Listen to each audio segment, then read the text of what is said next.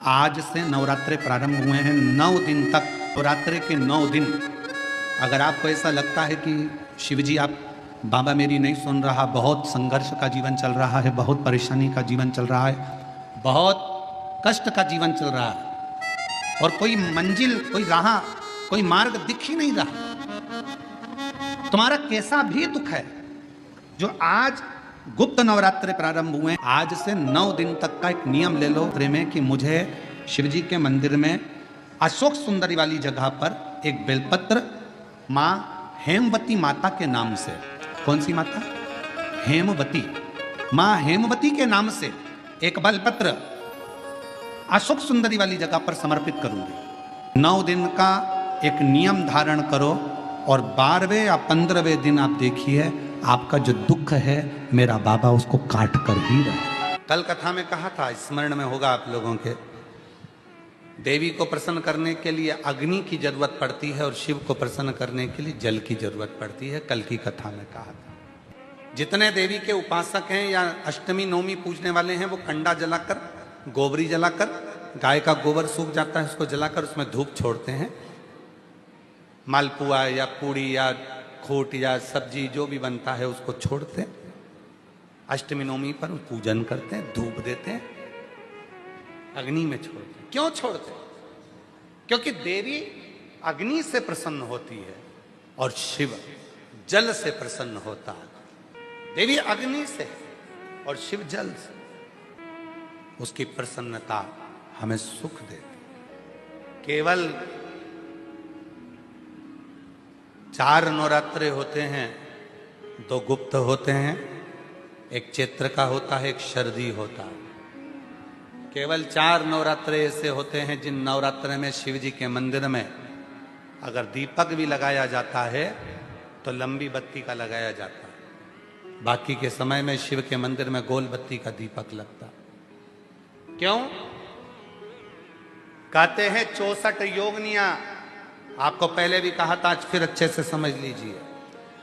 ये शिवलिंग है, ये जलाधारी है, ये पानी बहता है, बीच में अशोक सुंदरी है, राइट में गणेश जी हैं, लेफ्ट में कार्तिकेय हैं। शिवलिंग के ऊपर जो जल टपकता रहता है वो शिव जी की 5 लड़कियां जया, विषहरा, शामली बारी, दौतली, देव है।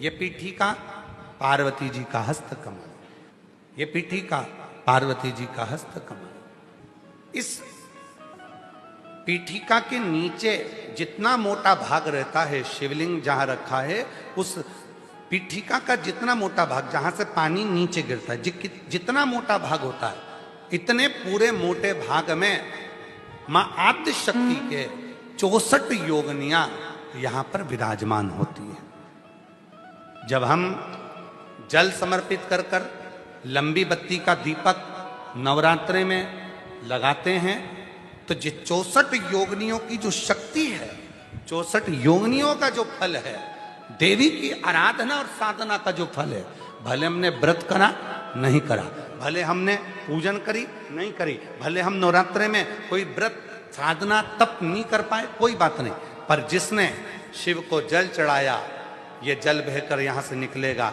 वहीं पर सम्मुख में शिव के लंबी बत्ती का घी का यदि दीपक लगाया, और कितना दीपक, दीपक कैसा, तो कहा जब हम शिव को नवरात्रे में केवल दिया लगाने के लिए जाते हैं, लंबी बत्ती होती है तो उस दिए के अंदर घी को ज्यादा नहीं भरा जाता, केवल बत्ती को डुबोया जाता है और उस दिए में रखा जाता है, जलाया जाता है। शिव और वो 64 योगनियां जो यहां विराज रही हैं, यहां शिवलिंग मां आदिशक्ति दुर्गा भवानी, गणेश जी, कार्तिकेय, अशोक सुंदरी, शिव जी की 5 लड़कियां और ये 64 योगनियां, और 64 योगनियों के बाद में ये जल बहकर जाता है जितनी दूर तक, यहाँ 33 कोटि देवताओं का स्थान होता है। इसलिए हम जब लंबी बत्ती का दीपक लगाते हैं जल चढ़ाकर नवरात्रे में, तो शिव की आद्य शक्तियां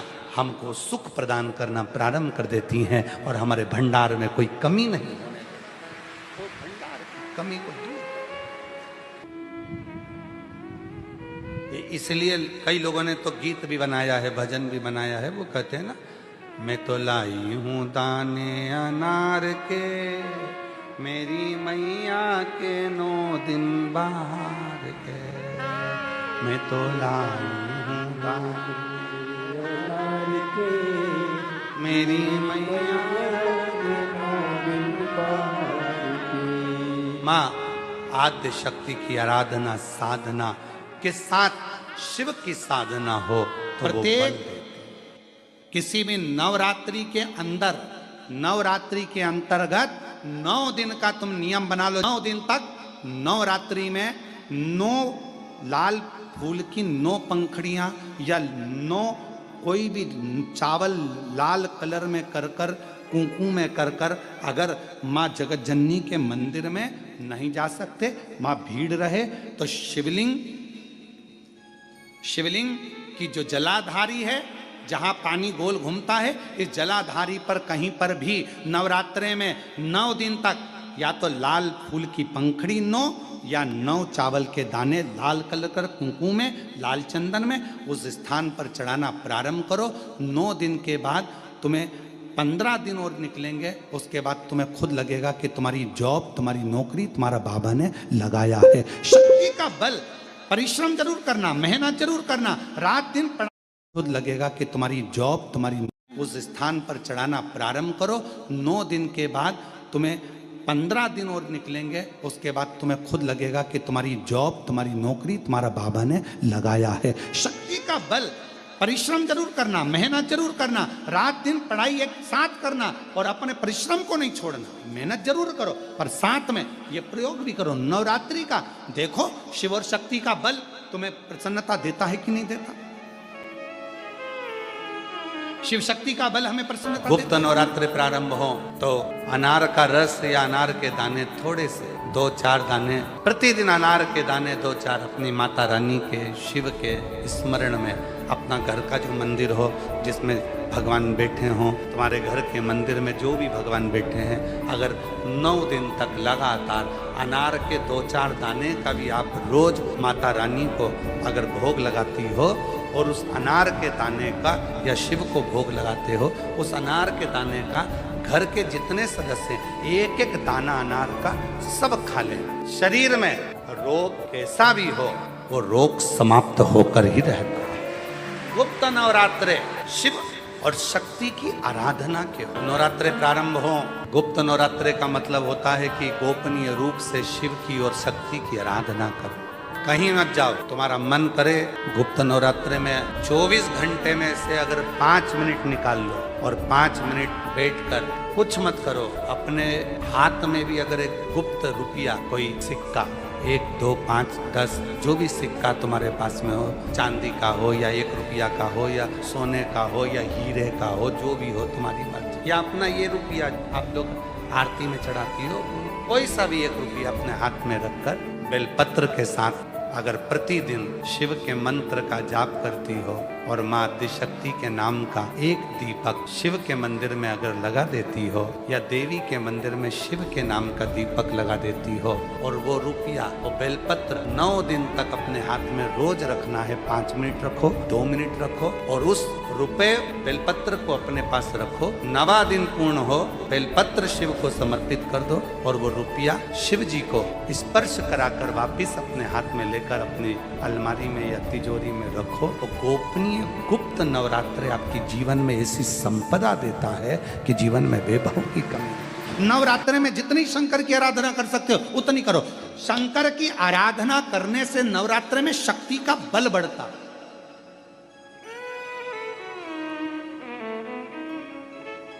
शक्ति का बल क्यों गुरुजी नवरात्र में शंकर जी की आराधना क्यों करना चाहिए? हमने कहा अगर माता रानी से जो मांगना है तुम्हें, अगर तुमने नवरात्रे में शिव जी की आराधना करिए, शंकर की कथा सुनिए, शंकर की आराधना करिए, शिव स्तुति करिए, शंकर को 1 लोटा जल चढ़ाया, माँ आद्यशक्ति तुम्हारे पर कृपा करेगी। क्यों? क्योंकि जिस स्थान पर शिवलिंग रखा होता है और जो हस्त कमल है वो माँ पार्वती जगत जननी दुर्गा भवानी है। जब हम जल चढ़ाते हैं माँ आद्य शक्ति अम्बा जगदम्बा 64 योगिनियों पर वो जल चढ़ जाता है और जगत जननी नवरात्र में प्रसन्न हो जाती है। वो जल की इतनी महत्वता है। आद्य शक्ति को प्रसन्न करना है, नवरात्र में शिव जी को जल चढ़ाओ।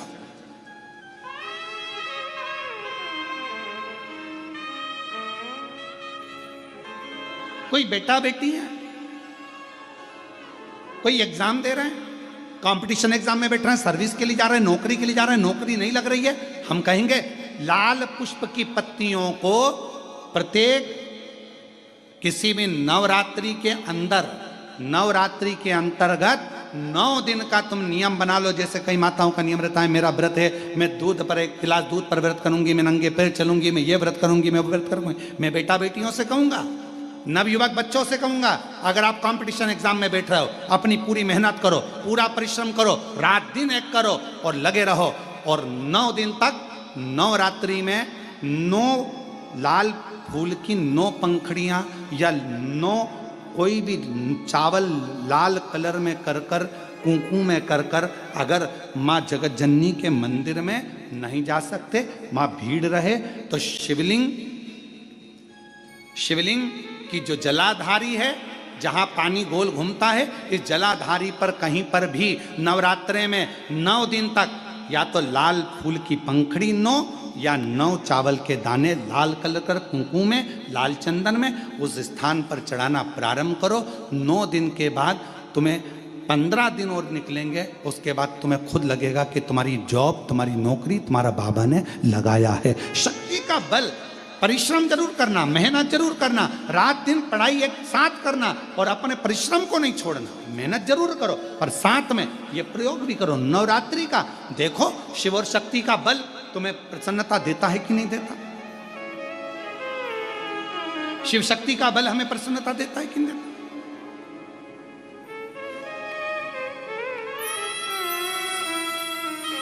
अब कई लोग ऐसे होते हैं, हम नवरात्रि आई है, माता रानी को भज रहे हैं, जगत जननी दुर्गा भवानी को भज रहे हैं, पर शिव जी के मंदिर तक नहीं जा रहे, समय नहीं मिल रहा मंदिर जाने का, क्योंकि माता जी के मंदिर जाते हैं, माता जी को प्रणाम। अरे उस शंकर को पहले भजो, सवेरे उठते से ही पहला 1 लोटा जल शिव को, क्योंकि उसी के माँ जगत जननी हस्तकमल पर जल जाना जरूरी है। शंकर का चढ़ा वो हमें फल प्रदान करे, सुख दे, आनंद का।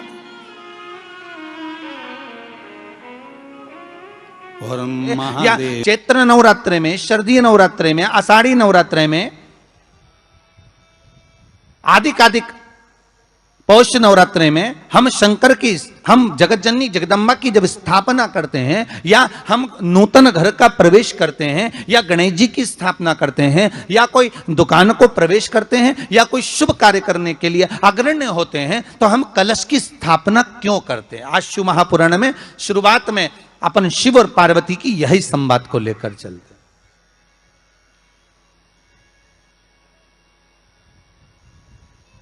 आखिर कलश में ऐसा क्या है,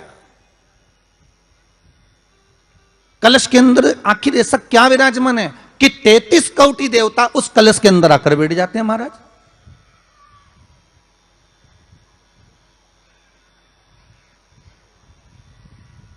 आप कोई यज्ञ करने जा रहे हो, आप कोई पोथी पुराण करने जा रहे हो, आप कोई अच्छा कार्य करने जा रहे हो, तो ब्राह्मण देवता कह देते कलश की स्थापना होगी, कलश की शोभा यात्रा निकलेगी, कलश यात्रा निकलेगी, कलश विराजमान होगा।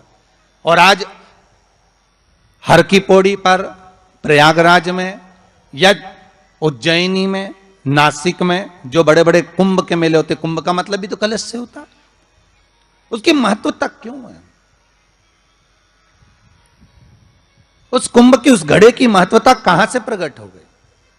शिव महापुराण की कथा कहती है महाराज, भगवान ओघड़दानी शंकर स्वयं आद्य शक्ति जगदम्बा से कहते हैं कि जगदम्बा तू क्या चाहती है बोल। तो जगत जननी जगदम्बा कहती है कि जहां मैं हूं वहां शंकर है, ये आपने कह दिया, पर जहां शंकर है वहां पार्वती का होना जरूरी है। उसके लिए सिद्ध करने के लिए एक स्थान ऐसा बनाया जाए जहां पर शंकर विराजमान है और शंकर के साथ पार्वती विराजमान है। तो शिव जी ने कहा पार्वती, उसके लिए मैं तुझे एक सुंदर कलश का निर्माण कर देता हूं।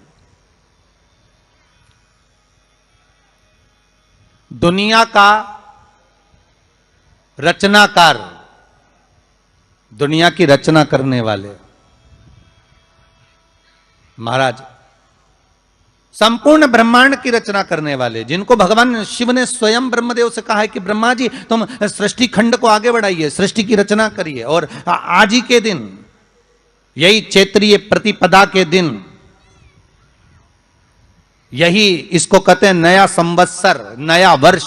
हिंदू धर्म में क्यों कहा जाता है? आज ही के दिन ब्रह्मा जी ने महाराज सृष्टि की रचना करना प्रारंभ करा था। आज ही के दिन भगवान शिव और ब्रह्मा का संवाद हुआ था। सीधे भगवान शंकर ब्रह्मदेव के पास जाकर बोले थे, हे ब्रह्मदेव आप सृष्टि की रचना करिए। तो ब्रह्मा जी ने पूछा था, सारे नक्षत्र आपने बनाए, सारे दिन आपने बनाए, सारी घड़ियां आपने बनाई, सारा पल आपने बनाया, मनुष्य की श्वास गिनती, काउंटिंग, अर्थात मनुष्य के शरीर की रोमावली, ये सब आपने निश्चित करी है।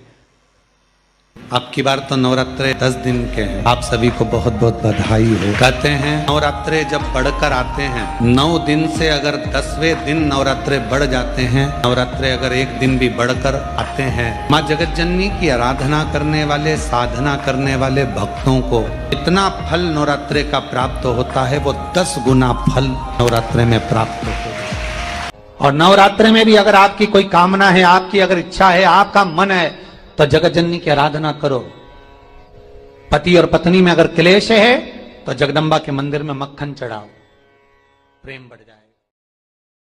गुप्त नवरात्रि प्रारंभ हो तो अनार का रस या अनार के दाने थोड़े से 2-4 दाने प्रतिदिन, अनार के दाने 2-4 अपनी माता रानी के, शिव के स्मरण में, अपना घर का जो मंदिर हो जिसमें भगवान बैठे हों, तुम्हारे घर के मंदिर में जो भी भगवान बैठे हैं, अगर 9 दिन तक लगातार अनार के 2-4 दाने का भी आप रोज माता रानी को अगर भोग लगाती हो, और उस अनार के दाने का या शिव को भोग लगाते हो, उस अनार के दाने का घर के जितने सदस्य एक एक दाना अनार का सब खा लें, शरीर में रोग कैसा भी हो वो रोग समाप्त होकर ही रहता है। गुप्त नवरात्रे शिव और शक्ति की आराधना के हो।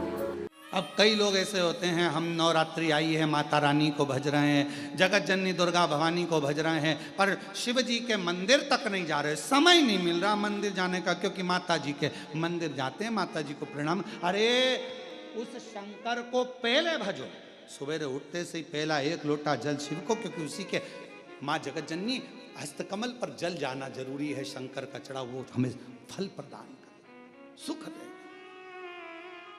आनंद। और कितनी महत्वता कलश की महाराज, जिनके घर में ज्यादा रोग हो, बीमारी हो, ज्यादा तकलीफें आ रही हो, कष्ट बढ़ रहा हो, बीमारियां बढ़ रही हो, या भय लग रहा हो, डर लग रहा हो, हृदय चित्त में कहीं ना कहीं आपको भय का भान हो रहा हो, तो 1 लोटा पानी एक कलश में जल भर कर रख लीजिए और रात भर उसको रख रहने दो। नवरात्र चल रहा है, उस कलश को रात भर रखकर सुबह सुबह उस कलश में एक बेलपत्र डालकर उस जल को नीम के पेड़ के नीचे, जहां नवरात्रि में नीम के पेड़ के नीचे सारी विद्याएं, आदि शक्तियां, सारी देवी उस नीम के पेड़ के नीचे विराजमान रहती हैं। उस कलश में एक बेलपत्र डालकर रात भर रखकर उस जल को पूरे घर में घुमाकर उस नीम के पेड़ के नीचे समर्पित कर दीजिए महाराज। घर में भय लगना बंद हो जाएगा, कोई बड़ी बीमारी आपको घेरेगी नहीं, और उस बीमारी से, उस रोग से आप मुक्त रहेंगे। देवी की आराधना का एक स्मरण का सुख है महाराज। ज्योत का विधान है, नवरात्रि में देवी की ज्योत लगती है, अखंड ज्योति लगती है, जवारे बुआए जाते हैं, कलश लगता है। ज्योत का भी विधान है, जिसके यहाँ दिया अखंड जलाया जाता है, अगर वो दिए की लो, दिए की बाती अगर दक्षिण दिशा की होती है, तो उसके घर में साल भर में एक घात जरूर होती है।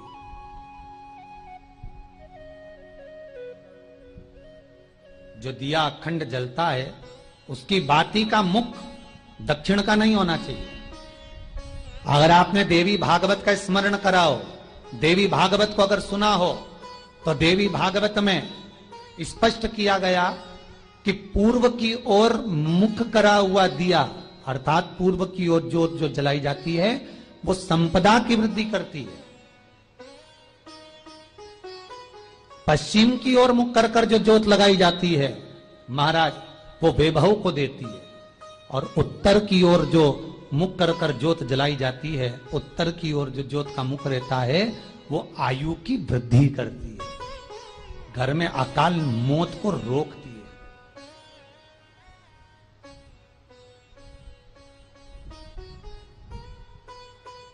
यात्रे का जो भाव तत्व है उसको भी अच्छे से समझ लेना। दक्षिण की ओर ज्योत ना लगाएं। अगर आपको लगाना है पूरब की लगाएं, पश्चिम की लगाएं या उत्तर की लगाएं। और जितने दिन महारानी जगदम्बा जगत धात्री दुर्गा भवानी, अब की बार माता जी घोड़े पर आई है। हर बार देवी बदल बदल के आती है, इस बार जो नवरात्रे आए वो घोड़े के आए।